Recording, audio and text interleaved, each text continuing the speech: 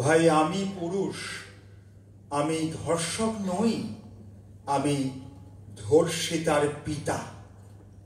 চোখের সামনে দাউ দাউ করে জ্বলছে মেয়ের চিতা। আজও তবু আসে সকাল, আজও নামে সন্ধ্যা। এখন ভাবি ভালোই হতো যদি স্ত্রী হতো মোর বন্ধা।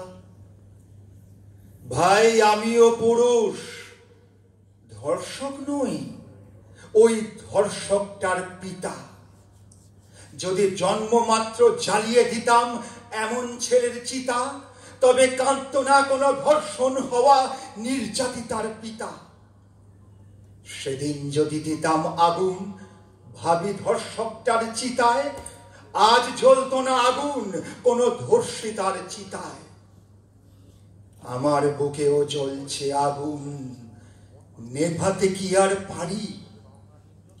অনুতাপে কেঁদে বউটা বলে, ভালো হতো যদি হতাম বন্ধা নারী।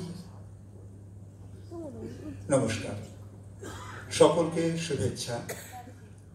আজকের এই সান্ধ্য অনুষ্ঠানে কত কথাকে আমন্ত্রণ জানানোর জন্য সৃজনকে জানাই আন্তরিক ধন্যবাদ।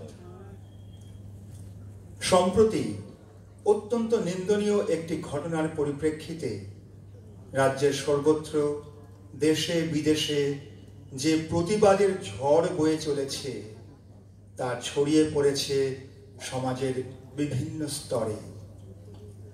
আমরা সকলেই সুবিচারের প্রত্যাশায়। এই প্রেক্ষাপটেই ফেসবুক থেকে সংগৃহীত অত্যন্ত প্রাসঙ্গিক একটি কবিতার লাইন দিয়ে শুরু করলাম আমাদের আজকের উপস্থাপনা। আমাদের প্রথম নিবেদন কবিগুরু রবীন্দ্রনাথ ঠাকুরের গীতাঞ্জলি কাব্যগ্রন্থের একটি কবিতা।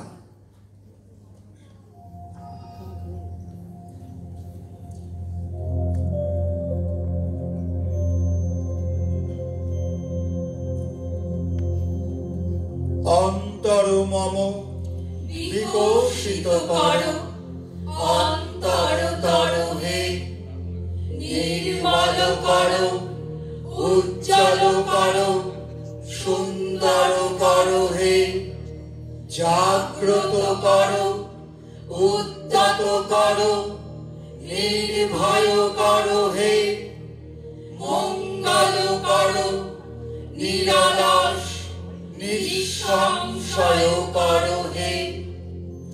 অন্তর মম বিকশিত কর, অন্তর তর হে, যুক্ত কর হে সবার সঙ্গে, মুক্ত কর হে বন্ধ, সঞ্চার কর সকল কর্মে, শান্ত তোমার ছন্দ, চরণ পদ্মে মম চিত, নিস্পন্দিত কর হে, নন্দিত কর, নন্দিত কর, নন্দিত কর হে।